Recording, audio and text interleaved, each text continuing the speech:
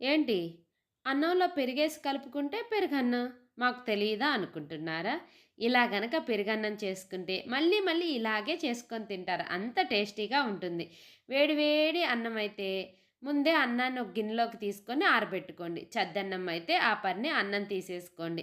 ఇప్పుడు స్టవ్ మీద ఒక కడాయి పెట్టుకొని, కడాయిలో నూనె పోసుకొని, నూనె వేడెక్కిన తర్వాత జీలకర్ర, మిరియాలు దంచుకోండి. లేదంటే డైరెక్ట్‌గా వేసుకోండి మీ ఇష్టం. తర్వాత అల్లం తురుము, కొత్తిమీర, కరివేపాకు, జీడిపప్పు, కిస్మిస్ వేసుకోండి. అన్నీ ఫ్రై అయిన తర్వాత ఎండుమిరపకాయ, పచ్చిమిరపకాయ వేసుకొని స్టవ్ ఆఫ్ చేసుకొని పక్కన పెట్టుకోండి. ఇప్పుడు అన్నంలో పెరుగేసుకొని మంచిగా కలుపుకోండి. కప్పు అన్నంకి హాఫ్ లీటర్ పెరుగు వేసుకోండి బావుంటుంది. ఇప్పుడు దానిమ్మ గింజలు కూడా వేసుకోండి. ఇంట్లో పిల్లలు ఉంటే కొంచెం అన్నం తీసి పక్కన పెట్టుకోండి. ఇప్పుడు తాలింపుని దీంట్లో వేసుకొని కలిపేసుకొని తిన్నారంటేనా గంటెకున్న పెరుగు కూడా నాకేస్తారు.